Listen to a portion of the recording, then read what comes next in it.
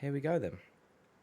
So welcome everybody to the Town Hall, June Town Hall. It has been just over a month since we did the last one.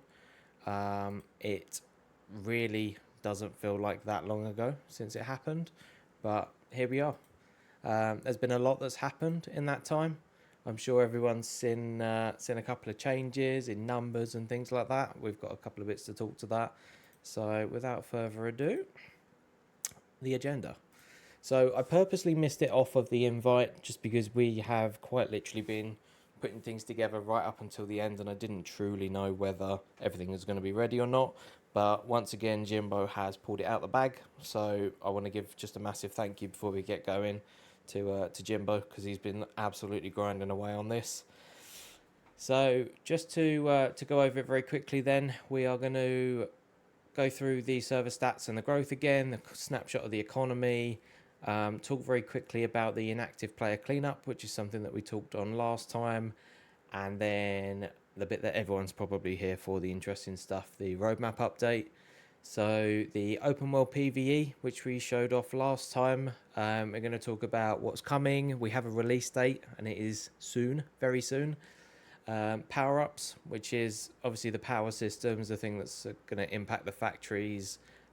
We've got a demo for that as well. We promised it on the last one. This is what we've been testing. Territory warfare, there is also a demo for that. So that is also going to happen.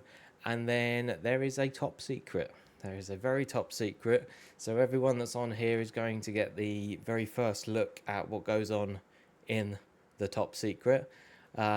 Spoiler, it's part of the territory warfare, and it's quite interesting. Still not 𝗔𝗚𝗘𝗏𝗧𝗘𝗥𝗦, I'm really sorry. And we'll wrap up again with another Q&A. I'll get the notepad ready, and then hopefully we can answer some of the questions. So going straight into it then. For those that were here last time, you know how this works. We aren't obviously going to take questions throughout the session, but at the end we've got a little bit of a Q&A session. You can request to speak at the end, throw any questions that you got into the chat, and hopefully we can answer them. Server statistics and growth review. So, June release. Let's talk about that, shall we? I think we would be naive to think that June wasn't going to have a bit of an impact on the server, specifically with the server numbers. We do have a lot of people that idle on the server for the talent points and things like the Quanta and everything else. And obviously, when you play in June, you can't really idle with Dual Universe anymore, can you? Because it absolutely cripples your PC. So, in short, we believe that is why we've seen a bit of a drop in the actual active player numbers. But that doesn't really take away from how things have gone over the last month. We still had quite a significant growth. Total player-wise, we're at 480, previously 412. And despite June coming out, we've actually had 68 new registrations in the last month, which I think is very healthy. So that's really good. That is really good. Players logged in the last month, very, very small decline, 16 less. 253 was 269. And then players logged in over the last 7 days, 161 was 189. So although we're not seeing so many people actually active on the server at the same time, what we are seeing is the people that are playing on the server probably being more active. And it's hot. It is hot as well. But yeah, peak summer month, June, all of the other games that are coming out, it's still very, very healthy. I think the numbers are really healthy. To see 161 people logging in, even if we're not seeing those 60 or 70 numbers on the server at the same time, the people that are on are more active, right? They are going to be the people that you're going to be interacting with. They're going to be the people that are really reaping the benefits and, you know, making the most of it while everyone else is off spending a couple of months on other games just to come back to find that all of their stuff has been plundered because everything's changed. So that is the server statistics and the growth review in a nutshell. Economy snapshot. The economy is surprisingly healthy. it is still growing significantly quickly, which is good, right? I talk about the people that are being on the server, being active and everything else. It really does show in the numbers, right? The quanta in the game, obviously, you get from your idling. We've got all of the missions turned on and everything else at the moment. I haven't done the maths on this, but I'm looking at what, 8 billion or something like that in a month. Bit over, I don't know, something like that. But that's it's a lot, but it's not a lot, right? You think that some people are sort of running missions and they can knock up 100 million a day or something like that just with 2 characters. Grand scheme of things, it is healthy. It's a good flow of quanta into the game. The market feed is still going very strong. There's still people trading, selling blueprints and everything else. So all in all, I think it's very healthy. Again, looking at the ores, I have noticed that the tier 1 ores has slowed down a little bit, which I think is also very healthy. That is something that we sort of looked to partially tweak, because what we didn't really want is an infinite flow of the tier 1 ores into the game. But what we can also see is that the tier 2 up to tier 5 ores, there's still a really healthy amount of that coming in as well, which means that people are still going to asteroids, they're still maintaining their tiles, they're still logging in, they're still keeping them active. So again, I think it's very healthy. I don't really see any concerns at the moment.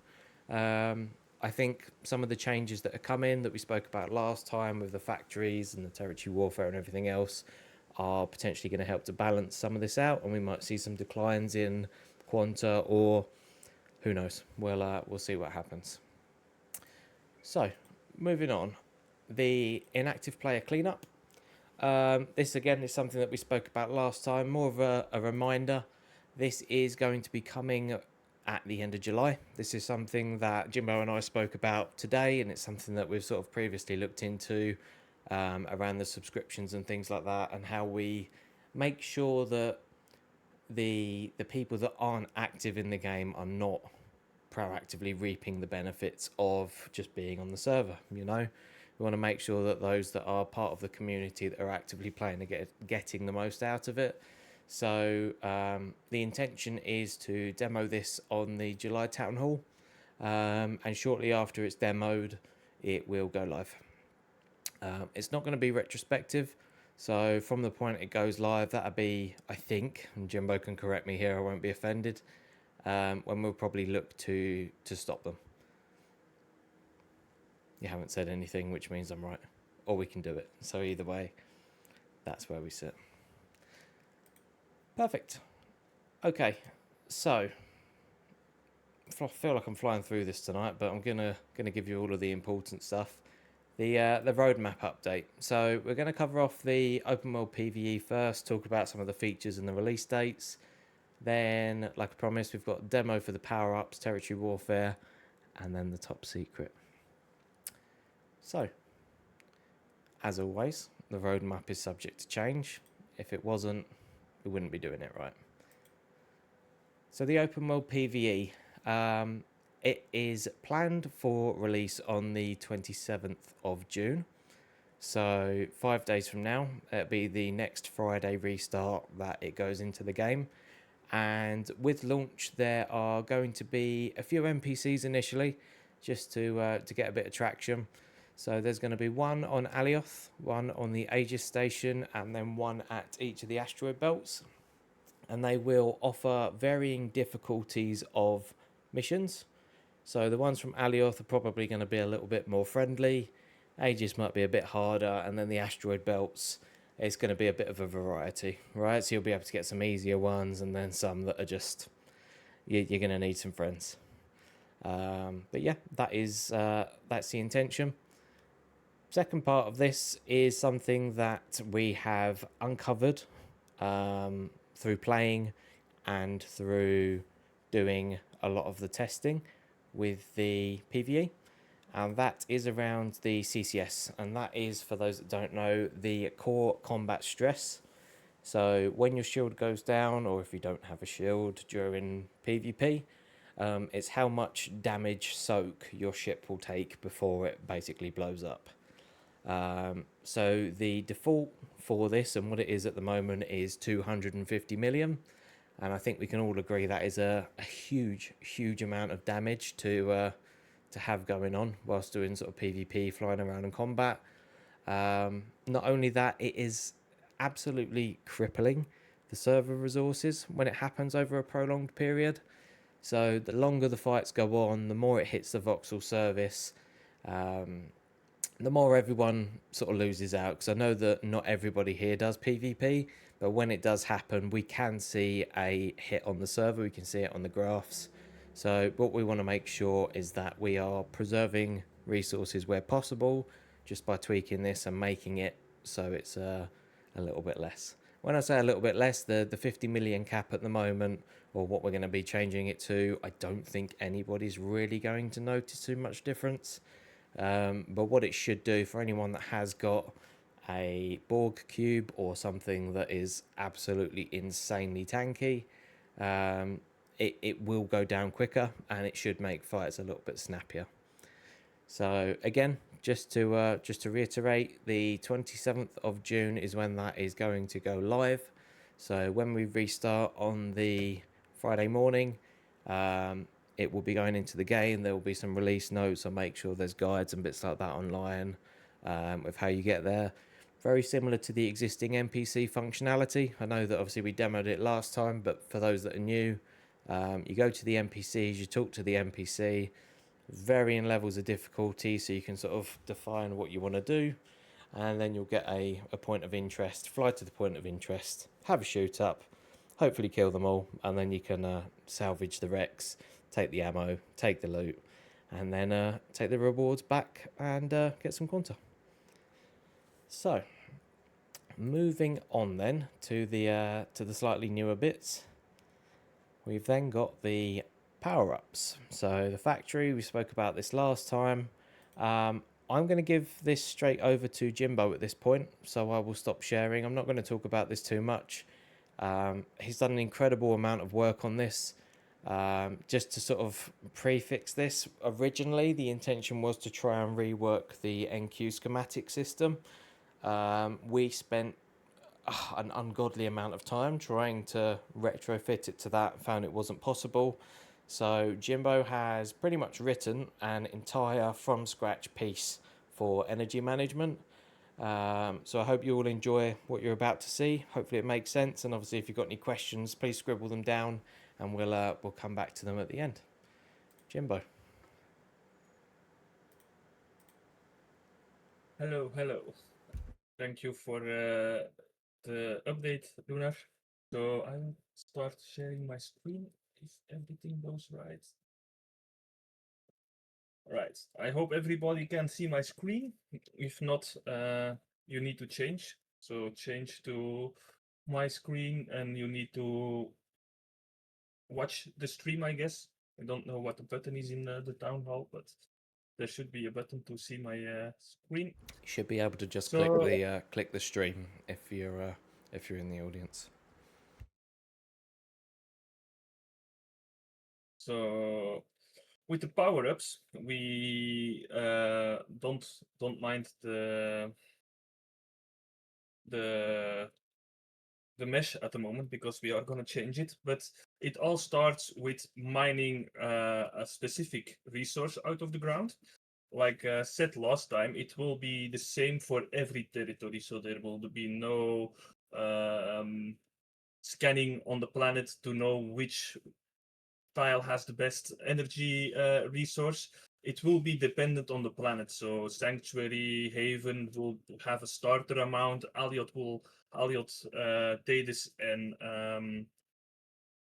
MyDU will have a little bit more, and then of course the PvP planets and such will have more and more. So the intention is that the PvP planets will become a high resource spot for energy that you can mine and probably can bring back to your factory, or even have a factory on your ship or on the PvP planets. So there are a couple of choices that you can make how you can play the game.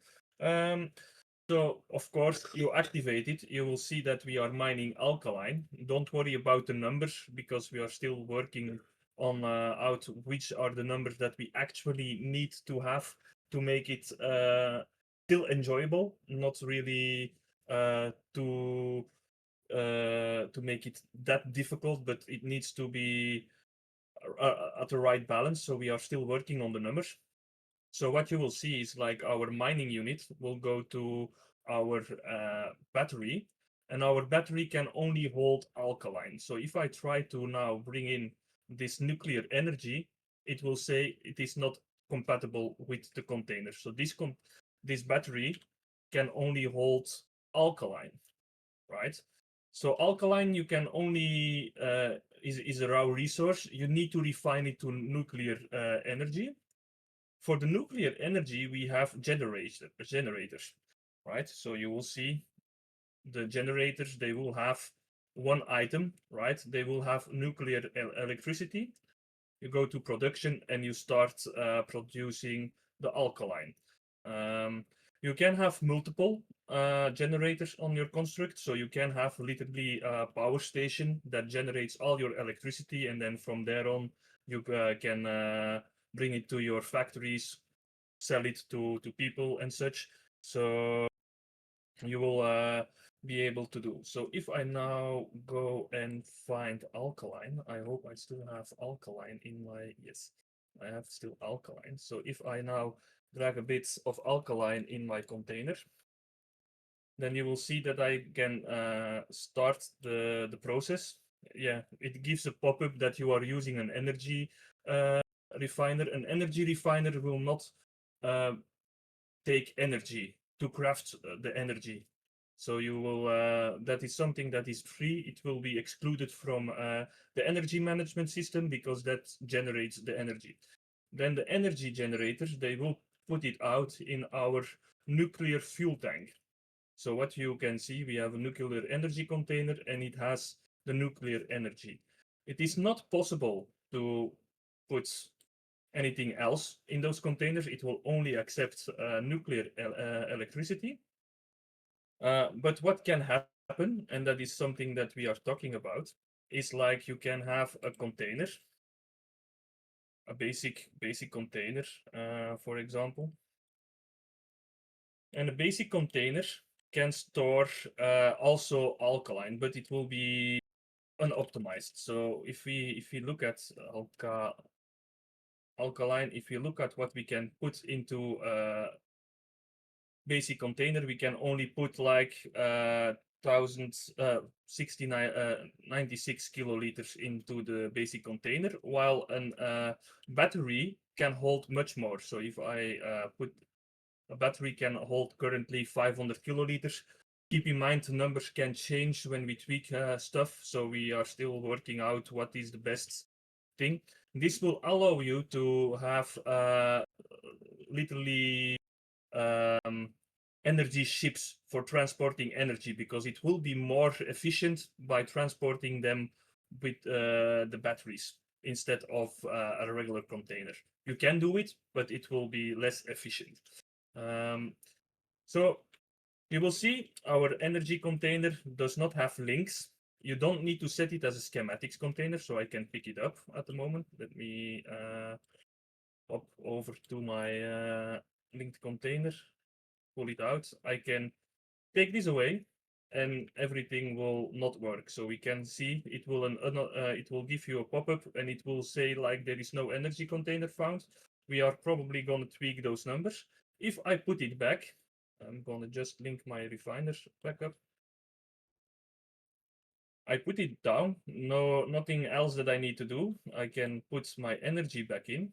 Keep in mind, I have 2000 liters of energy. So if I start now my iron refiner, it will say enough energy found. Those are the debug messages, so they are probably going to disappear.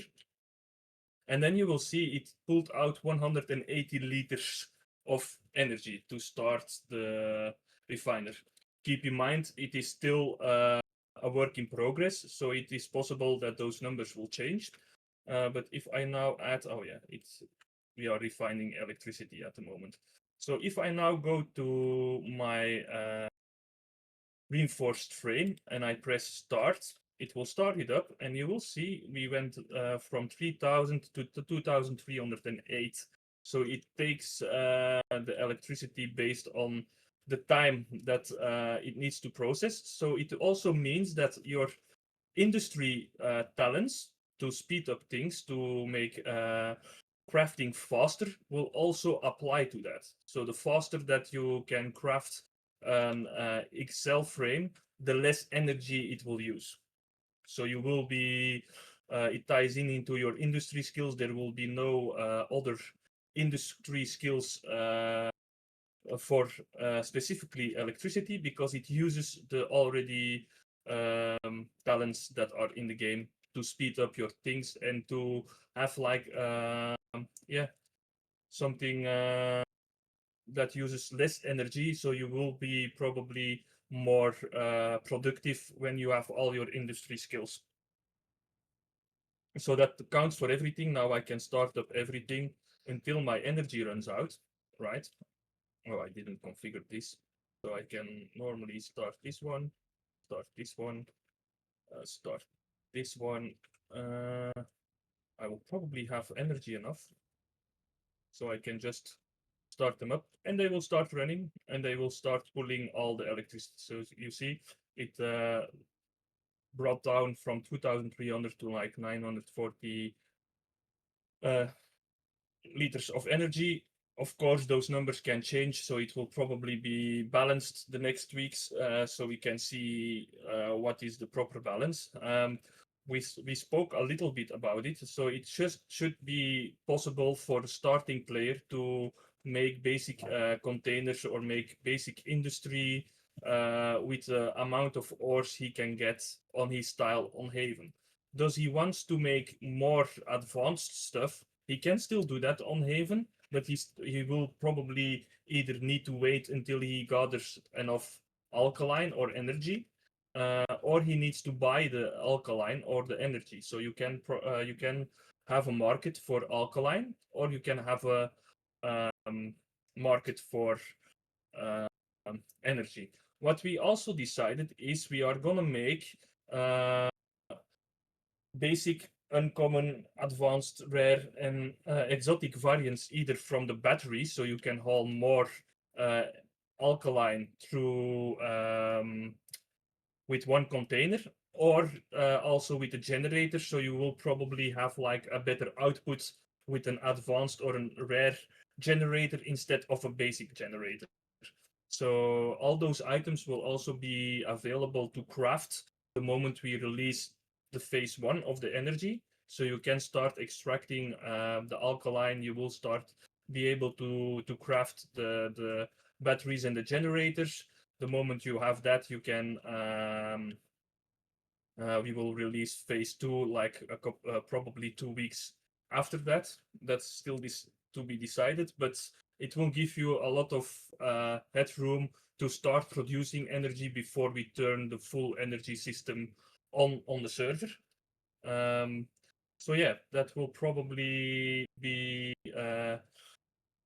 in the next town hall. We will probably confirm when that will happen. We will also probably demo it fully, so we will have a fully running factory, and you will see where the bottlenecks can be and what to expect. But this gives you a general idea of how it works. So you don't need to be setting schematics, or it doesn't use schematics. We are using our own system, and it will be based on time, like we said in the last town hall, I believe. So if you want to create a war beacon, it's gonna cost you a lot of electricity, because that runs for 14 days, I believe. So yeah, that's a little demo about the electricity management system. And I think, yeah, it looks and it feels already pretty good. We just need to find the right balance, so it still feels like an amusing game and not like a grindy or second day job game. I think it will also have like a lot of market opportunities for people that want to trade off like electricity, or only want to have like an energy factory running so they can sell the nuclear energy. It's gonna bring more opportunities for those that want to either not mine or just need to have a lot of energy, and people that just are in for a quick grab of money, because obviously you can have all your tiles will generate electricity. You can either sell the raw ore. Keep in mind, if we introduce rare generators, it might be better to refine it because you will have a higher throughput than with a basic generator, and it will probably sell for more because it is already refined. That's up to the players to decide what they want, but I think that adds a little bit more dynamic to the market. Right, that was it for the energy, I think, Lunar. Yes, if you want to give it back for 2 ticks, I'll Yes. come back to the presentation. Hopefully, unless I cock it up. There we go. Give everyone 30 seconds just to click it again to pop on. Okay. It changed automatically for me today. Oh, excellent. There we go. So, territory warfare. Territory warfare, territory warfare. Some are going to love it, some are going to hate it. But we have done quite a lot of testing at this point, I think. And we wanted to talk about a couple of snags and things that have been a forefront thought. So the first thing that we're going to call out is just around the ground modifications, right? So there was a chat a while ago about people digging a super big hole and burying the territory units and things like that. We have opted to disable ground modifications, and that includes flattening and digging on the PvP enabled planets. So unfortunately, it does mean that if you are planning on setting up base, you're probably going to have to swallow a little bit of the land to make sure that it's got a nice level platform and things like that.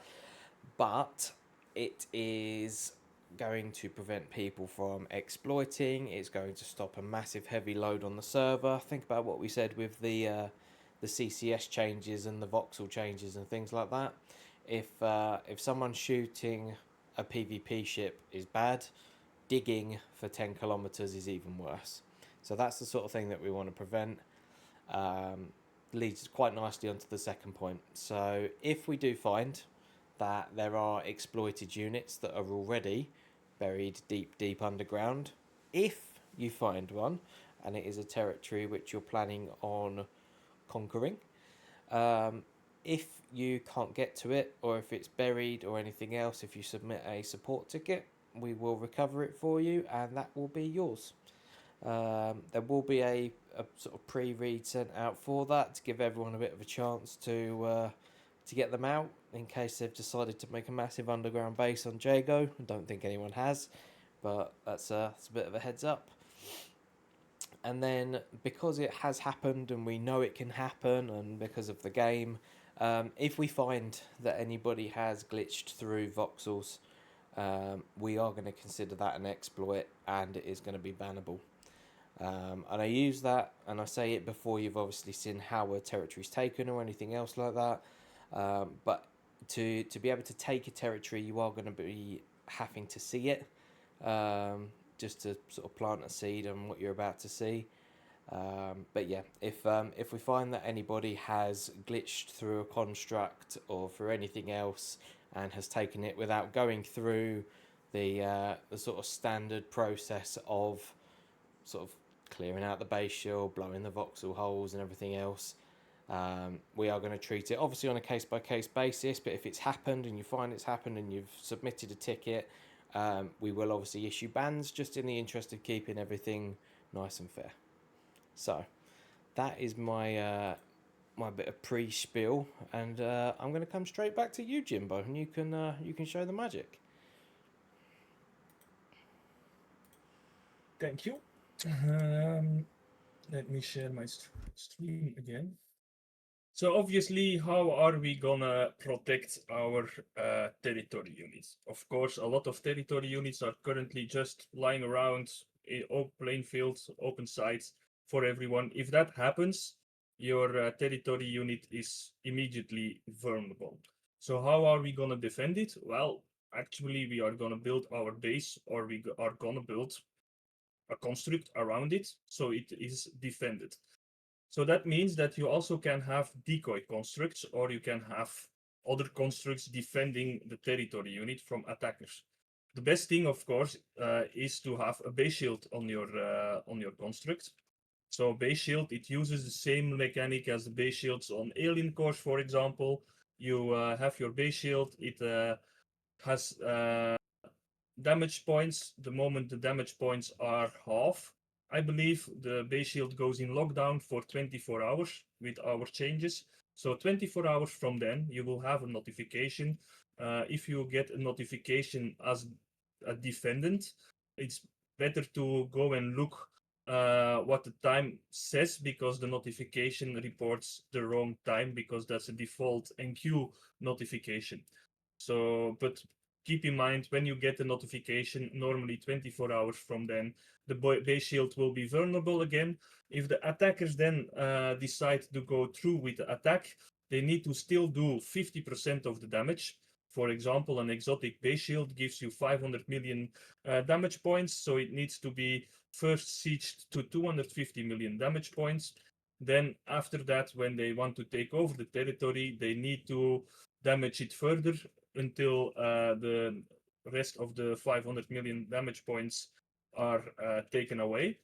The moment the shield drops, it will be able to damage the construct.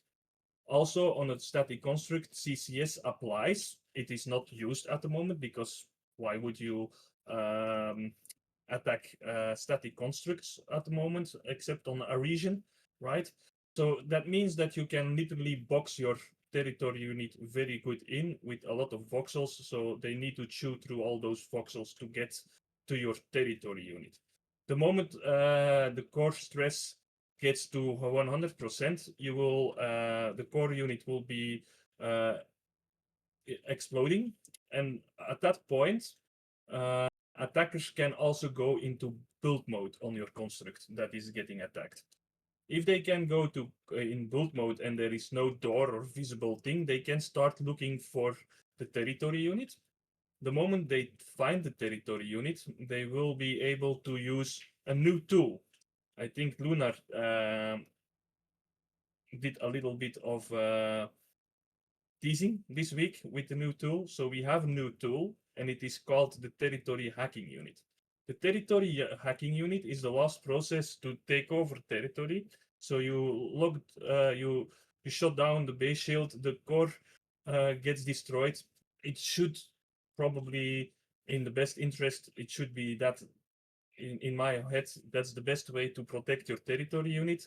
Then they go in build mode, they find out where the territory unit is, and then they take out the tool and they press on the territory unit. And then the hacking procedure starts. At the moment, you will see that the messages follow up very quickly. But in reality, there will be probably a grace period of 5 minutes. So in those 5 minutes, a defender can counter hack the territory unit.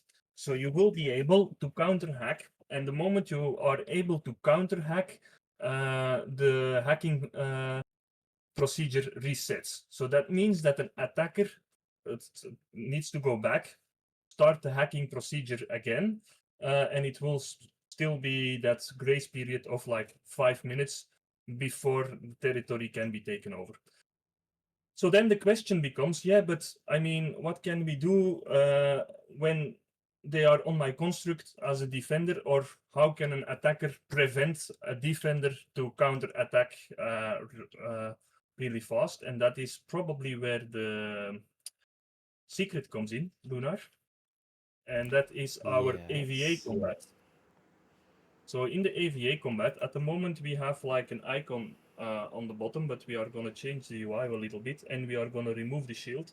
So you will have a health bar that will pop up the moment you get shot. So I can shoot Lunar, and it will show me how many damage that I did. So if Lunar keeps hitting me, you will see that the health bar will go down. So you can start shooting at each other. There is currently a range of like 60 meters that you can hit someone. The moment you get to 0%, of course, at this point we are just testing it. The moment you get to 0 health, you will respawn. So that means that you will respawn either on your ship that you are attacking, or you are respawning to the closest resurrection node that is available to you. So that means that you can, as an attacker, kill the defenders, or the defenders can still kill attackers and try to recover their construct. There is a combat log timer, so in those 5 minutes that there is a combat log timer, you cannot, you can claim the construct, but you cannot reactivate your base shield. So that means when the timer pops up here in the top, normally, for me, the best interest to wait until that timer goes off before you claim your core. Otherwise, they can still attack it and they will shoot it again. That also means that you can, in those 5 minutes, you need to be sure that you can either fool off the attackers, kill the dynamic constructs, or kill them on AVA. So they need to respawn. The respawn will give you a little bit of time to reassess, to fix something. But keep in mind, when you are starting to do the AVA bits, that is your last hope to defend your territory. The moment the hacking process starts and the moment they are surrounding you, well, I wish both parties good luck, to be honest. The shooting of the player mechanics doesn't work everywhere, so we are gonna prevent to shoot everyone that is either on a safe planet or a moon, or it will only be available on the PvP planets to defend your territory unit. A base can have guns to kill dynamics. We tested it. There are still some tweaks that we probably need to do to make it workable for both, because from dynamics and from statics, it's a little bit janky at the moment, but we think we know how to get it a little bit better. So you can have gun towers surrounding your main base, main construct that has the territory unit, and you can shoot dynamics from your gun towers, or you can have that like decoys, because the territory unit needs to be found for first. So if you have like 70 constructs on your territory, for example, it's gonna be a fun way to find out which construct actually is hiding the territory unit. So yeah, all the rest of the questions I will say keep them for after our little speak, and then we will give you guys the opportunity to speak out for the group, and then we can discuss other things. But yeah, that's our intention to claim territory units, I think. And I'm thinking if I'm Just wanna add a little bit extra to this. The reason it doesn't follow the standard sort of mechanic of shooting it from a ship or everything else is that technically it is not an element, and long story short, the way that NQ coded it means that it can't ever be targeted from a ship. So we had to find a way of doing it from the ground, essentially. So hopefully that kind of clears up any questions that could potentially be around that. We really wanted to make sure that the base shield and sort of the attacking functionality from sort of ground to air, air to ground, and vice versa is pretty good. I don't think there's been too much use of the atmospheric PvP on a region. I will say that 𝗔𝗚𝗘𝗡𝗏𝗦 and I have tested it quite a lot. There's still quite a lot of finicky bits with static to dynamic. I know you sort of covered it, 𝗔𝗚𝗘𝗏𝗏. Smaller weapons work better. is what I'm going to say. So you're not going to find yourself with large rail guns on the floor doing loads of damage. You're going to want smaller weapons. It should give them a little bit more use because they're not really used in sort of PvP meta at the moment, just because of the way that people are building these big sort of dreadnoughts. And if we find that it is really tragic, we have also spoken about potentially making a set of ground weapons that have different tracking and bits like that can potentially only be used on a static construct if it comes to it. But we're going to need your feedback. We'll push it out. If it is completely shit, we'll iterate over the top. We've got a bit of a plan, and we'll see where we go from there. So hopefully that covers a couple of questions. I will give my screen back to you then. Thank you. All right, let me give that a minimize, and then let's come back to the information slides. So let's hide that. There we go. So you've all seen it now. The secrets, the avatar versus avatar.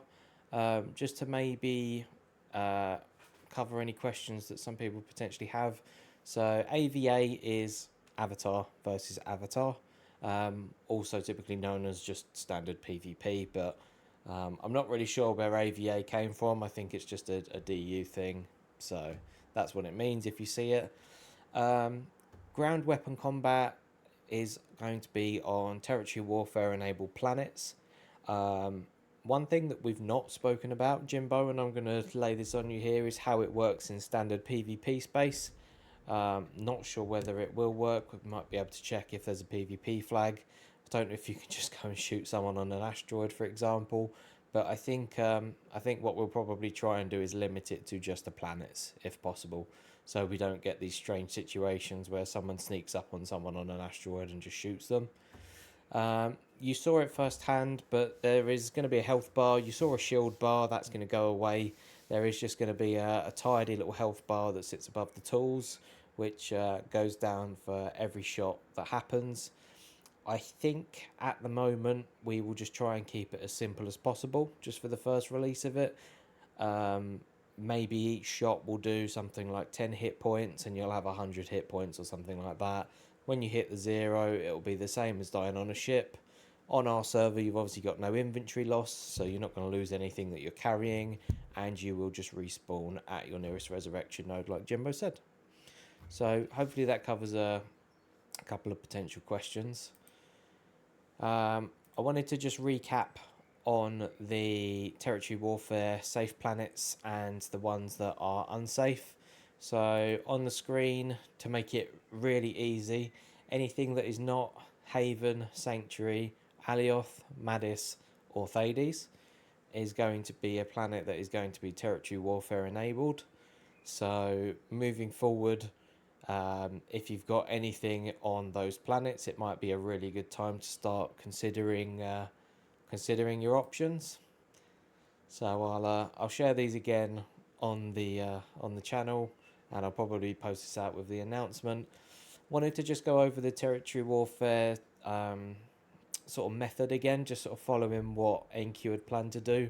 So you have to own a territory next to another territory that you're looking to attack. So it has to be an adjacent tile, has to be connected. So here again, you can sort of see the one that's red owned. Let's just say, for example, this is the one that you own, and you want to attack the one that's got the red circle around it. You would have to either attack the top or the bottom one before you can get to the center of a flower. So best defense, I'm going to give away some spoilers, is to probably have a flower, and on each of the territories around the flower is to have base shields with decoy territory units to really try and duke out whoever's coming to come and get you. Obviously people can get lucky, but your best defense is really going to be to have as much fortification as possible. Make sure you've got lots of nice tanky voxels as well, because once you've shot through the base shield, they've still got to get through the voxel. It's the same as a ship. So yeah, really bunker down.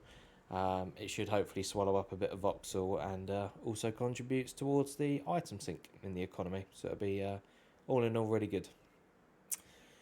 A attacking the territory. So 𝗔𝗚𝗘𝗡𝗥𝗦 talked a little bit about this, but we've put it on paper just so everyone gets a bit of an idea of how it's going to work.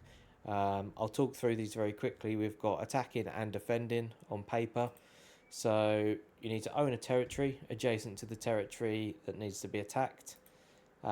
If the territory has a static construct with a base shield, you've got the lockdown for 24 hours, and that is from when the attacker attacks. After the lockdown ends, standard mechanic, they need to attack the base shield until it drops. Flo, I'm glad you got the reference. I did paste it out the other day. I know, I think it was 𝗔𝗚𝗘𝗏𝗧𝗘𝗥𝗦 caught it as well. So you then need to core the static construct, so shoot it. If it's really armoured, you need to potentially burn through loads of CCS, the core combat stress again, the number that we talked about earlier. So if you make a massive cube and you somehow manage to bury the territory unit in the middle, it's going to be really armoured. The person then needs to claim the static construct. If they don't claim it, the person whose territory it is can pretty much just build it and defend over the top of it.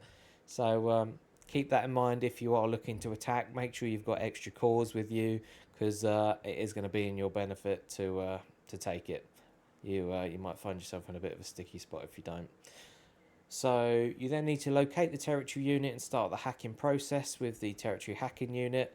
That is the icon just next to it. You probably saw it on the sample, but yeah, that's the formal icon.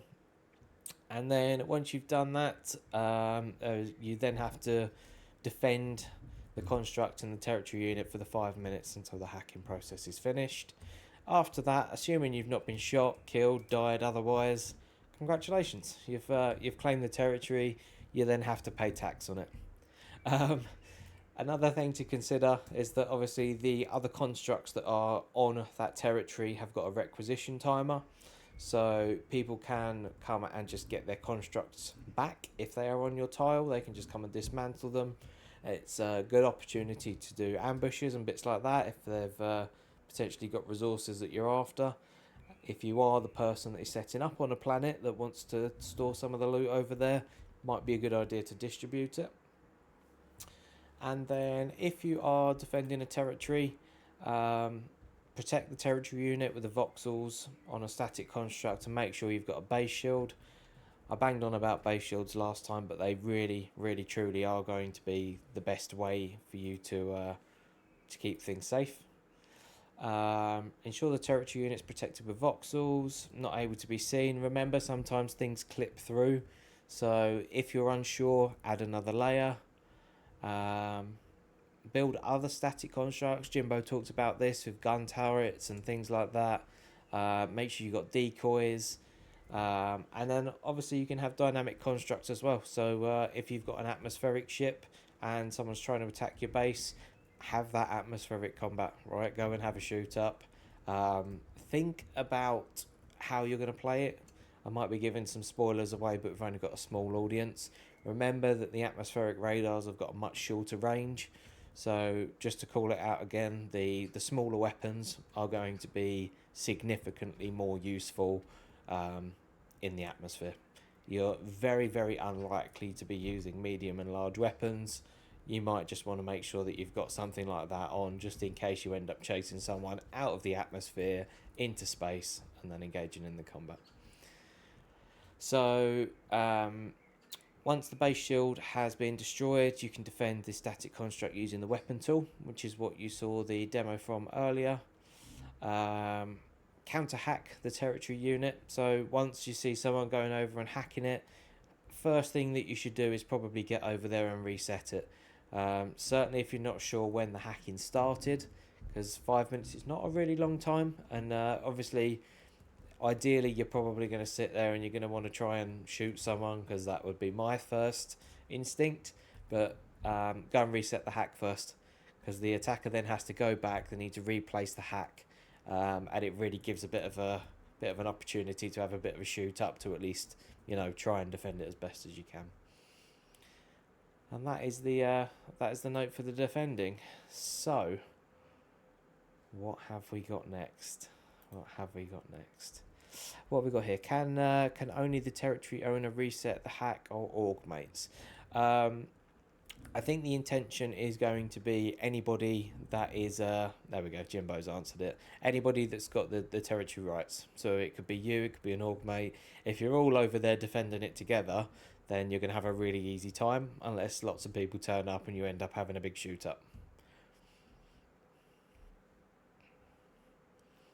Okay, and here was a last minute warning. So everybody that's here gets this early. I'm not going to be posting this out until tomorrow. So as of the 4th of July, safe zones on all territory warfare planets are going to be removed and terraforming is going to be disabled. So that gives you approximately 12 days to start setting up your base shields or defences or vacating the planets and the space around it. So in 12 days time, if you have got constructs on any of those planets, and I'll flash them up again in a minute, they are vulnerable to be attacked. At the moment, there is no territory warfare per se. Nobody can currently take your territories, but what this is going to do is hopefully prompt everybody to start getting ready. So that is your formal warning. You've all got a little bit of a head start in that by being here. So that's my present to you all. So the final release dates for the territory warfare are firmly still in the works. We have previously talked about doing a 2-phase release to the power-ups, and Jimbo did mention it earlier. So phase 1 will be where we deploy the new ores and the refiners into the game, so everybody can start that ticking. And then phase 2 will be when everything really switches on. It could potentially be a complete EMP if you're not set up, but it will mean that your factories will start to fail unless you've got those additional power elements. So the actual territory warfare date, I've got absolutely no idea where that's going to be, so might save you 5 minutes of your life asking the question. But yeah, this is going to happen as of the restart on the 4th of July. So yeah. So let's flash that up again. Safe planets again: Haven, Sanctuary, Alioth, Madis, 𝗖𝗛𝗔𝗣𝗧, with all of the moons. And then anything outside of the traditional safe zone bubble, I like to call it, from NQ, is going to be somewhere that you can get shot. Now I'm going to wait for all of the questions to fly in.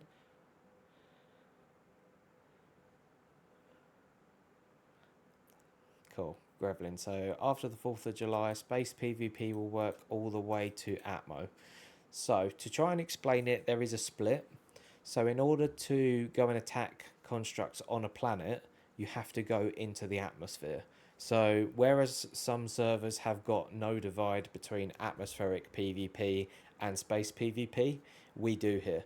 So in order to go and attack something on a planet, you have to be inside the atmosphere, which will mean you'll need an atmospheric radar.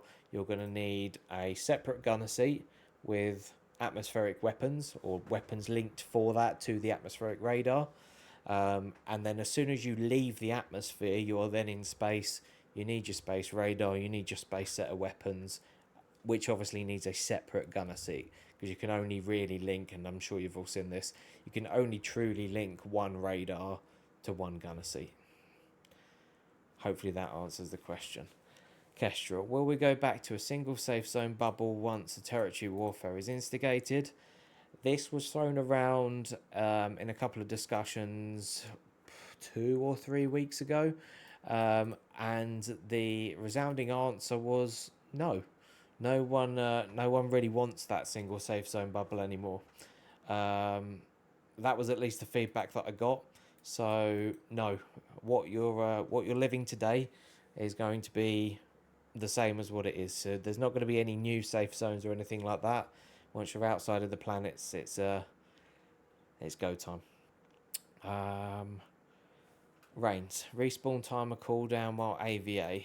So we don't have instant respawn next to the territory unit. That is, it is what it is. If It you are, is impossible to have a respawn timer because yeah, that's an NQ fuck up, I would say. If you respawn, you actually do a bit of the relock sequence again while it is teleporting you. So we cannot intervene with that logic, otherwise there will be people crashing to desktop and other things, bad things can happen. So we cannot do that.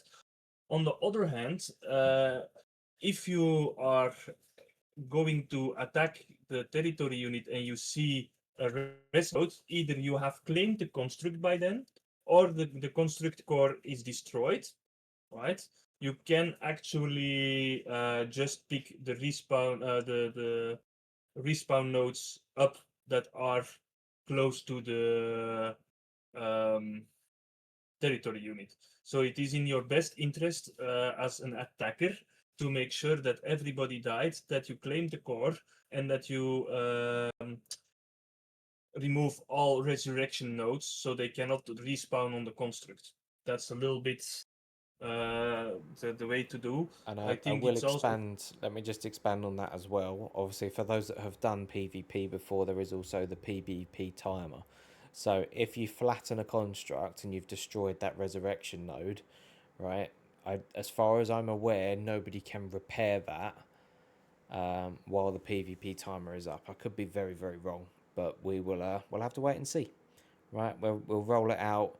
I think it could be a bit of a slogging match where people keep respawning and keep shooting at each other, but this is where you have to be creative, right? If you're going to attack something and you know someone's got loads of res points scattered around somewhere, you're probably going to want to flatten everything before you go in. But yeah, we'll see what happens. That's very much where we're gonna have to go with that. I don't think anyone's done this before. I don't think, looking at all of the past footage for NQ, I don't think they had a plan for it. So we're just gonna have to give it a go and see if it's awful. We'll have to rework it. And that's it. It's as and simple as that.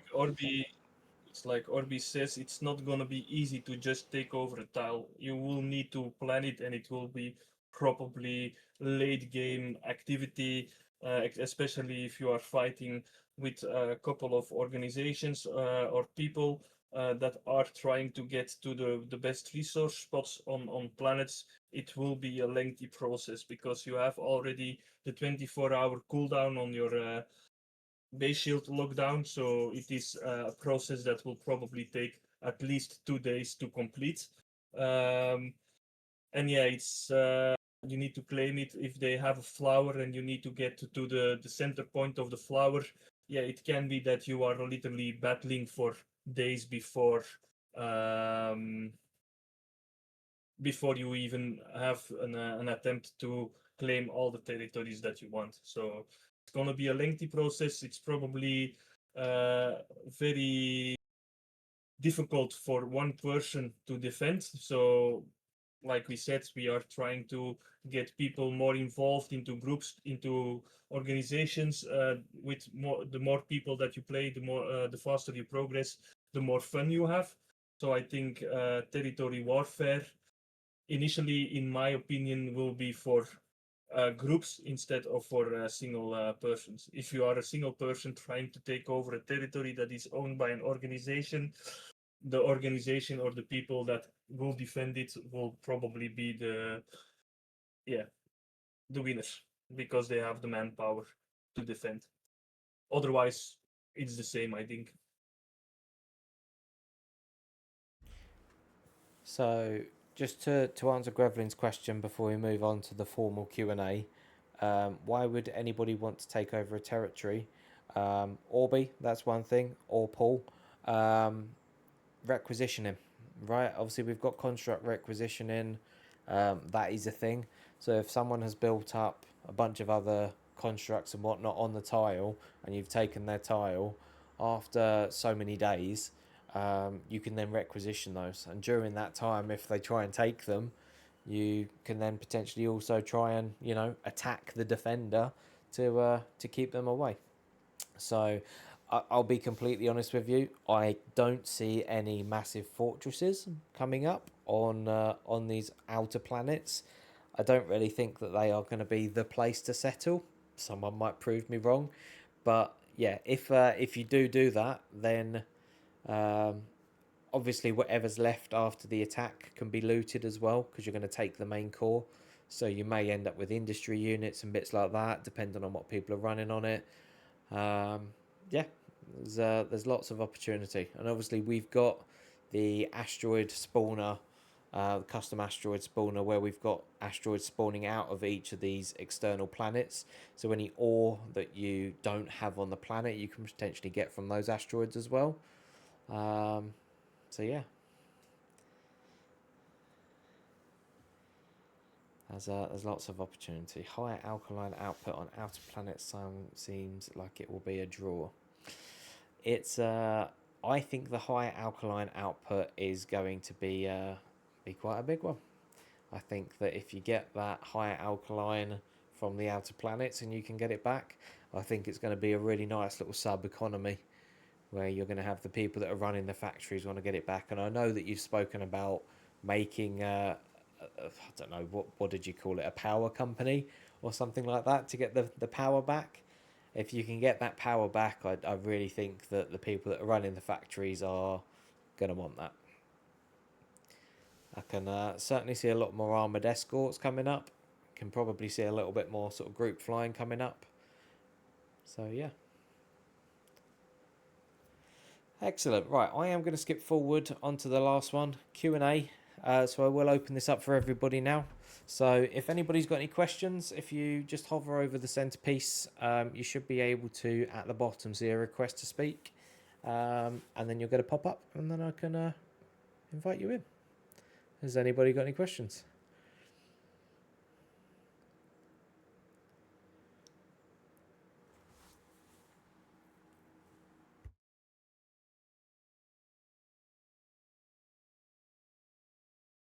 Oh, we've got a quiet audience tonight, Jimbo. Nothing. I see some people typing.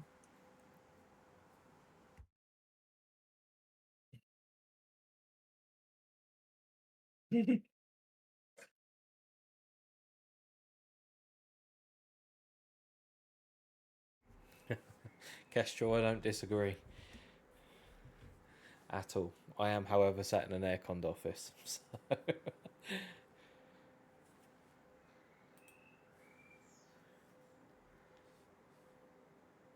Flo, thank you. It's been a bit of a tough month. I've got a lot going on at the moment. I'm not gonna sit and give you all a sob story, but I think anyone that's been here for a little while knows that I've got my first child being born in August, so we're trying to get all of the preparations and whatnot done. So it's going to be a little bit slower from me, but I'm going to try and at least stick to this.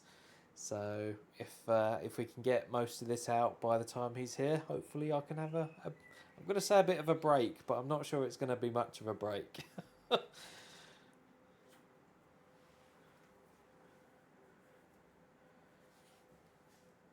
At my fighter jets, that is going to be fun. I absolutely agree, and I'm really looking forward to seeing what people come up with. Not only just with the Atmo jets and things like that. Obviously, we turned on the industry on the dynamic constructs on the last restart, which was a bit of a stealth patch for anyone that's not seen it in the announcements.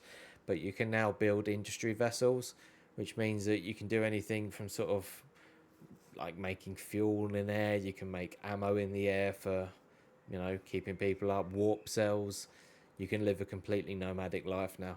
So literally the world is going to be your oyster. And I know that there's obviously an inherent risk with the territory warfare on the outer planets, but as I keep reminding everyone, the space on DU is absolutely huge. And the chances that you bump into somebody is incredibly low on a smaller population. But that is the joy of where we are. Hopefully we can continue to grow, and hopefully it gets a little bit more chaotic, because it'll be really fun.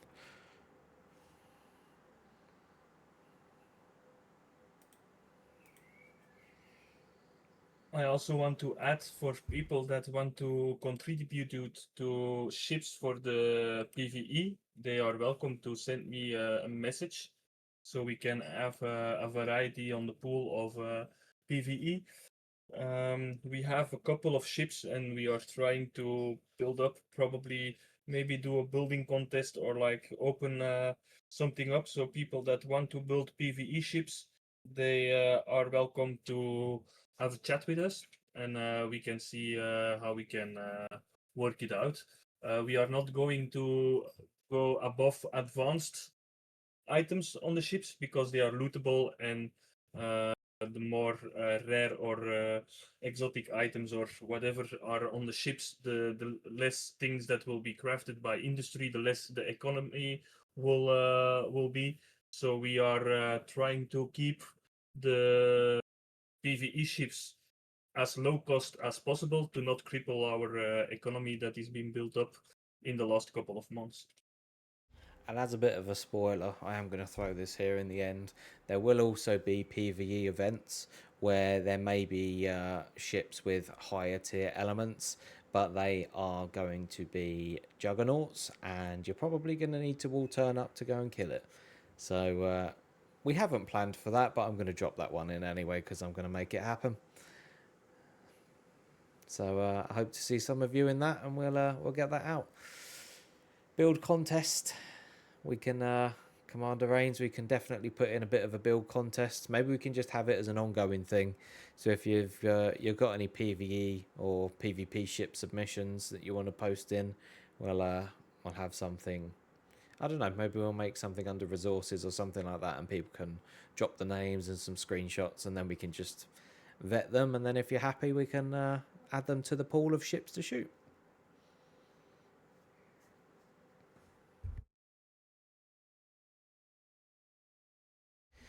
Okay. Has anybody got any other questions?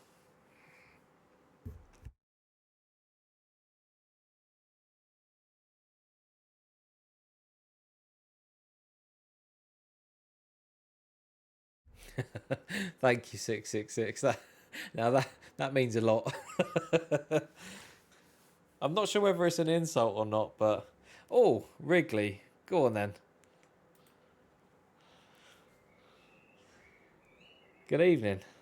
Yeah, hi. Sorry, I'm sorry, a bit late, so I missed a lot of the AVA stuff. you're all right. And maybe I'm curious the extent to which that's going to be implemented. I mean, I think you heard mentioned something about I don't know, a button or a weapon. I'm just curious how that. I'm sorry for retreading ground here, but how that would be implemented in the degree to which we anticipate that, like, I don't know, expanding into its own thing. Because I don't know if it's individual avatars versus avatars. That seems like it could be its own, I don't know, first-person shooter-esque style gameplay loop. Yeah. But if it's something less robust than that, then maybe not. I don't know. So there, it is somewhat limited with what we've tested, and this is where 𝗔𝗚𝗘𝗏𝗏 goes, no, it's not. But certainly at the moment, what we're planning on doing is just having a really basic hit point bar. So we'll have 100 hit points.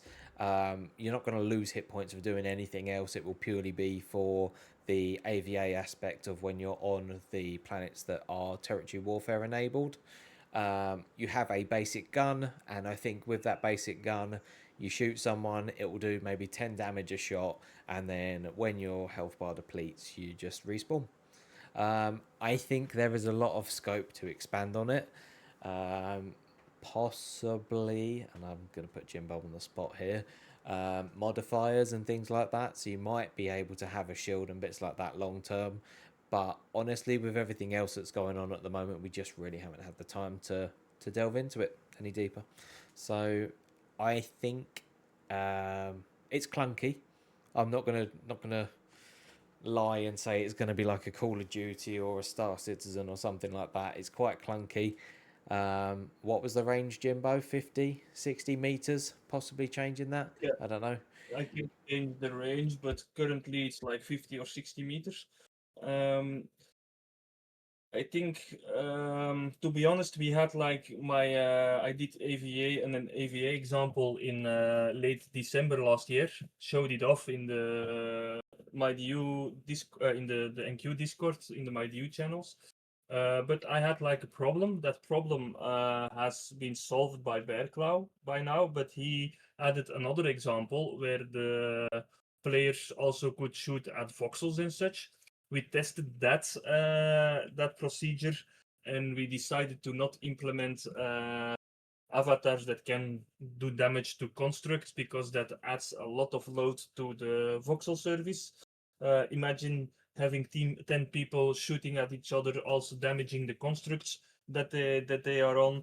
It's gonna be very, very laggy. So to prevent to have like a lot of lag, I went back to my first example that I had issues with because we didn't have raycasting enabled.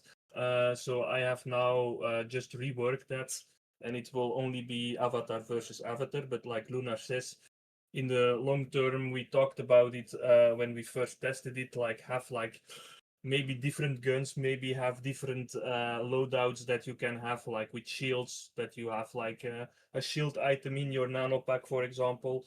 So that are things that we are trying to work out in long term. But I think for now we needed to have something to be able to measure or to shoot at each other when doing the territory warfare.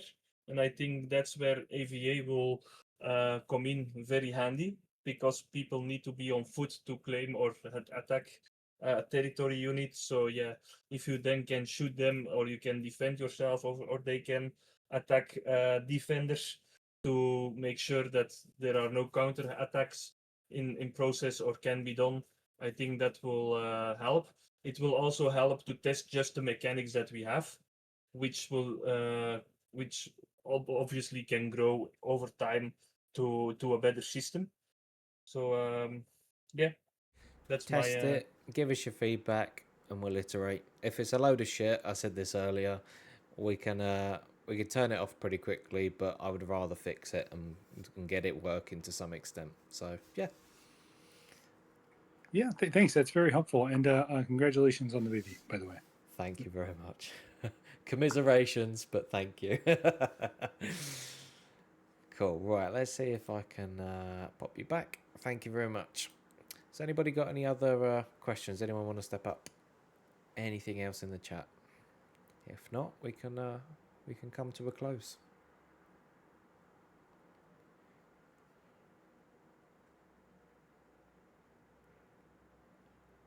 Cool. Silence. No one typing. So again, I just want to thank everybody for their ongoing commitment to playing on the server, right? There's a lot of new releases and things like that going on at the moment, so it really means a lot to us that everybody's still with us, still playing along. And again, 12 days. Make sure if you've got anything outside of the safe territories, make sure that they're at least covered, defended, or something else, because it's going to get a little bit spicy in that time. So I will upload this tomorrow morning. I'll make sure that it goes out. If anybody has got any other questions, then yeah, please pop them in the EN chat.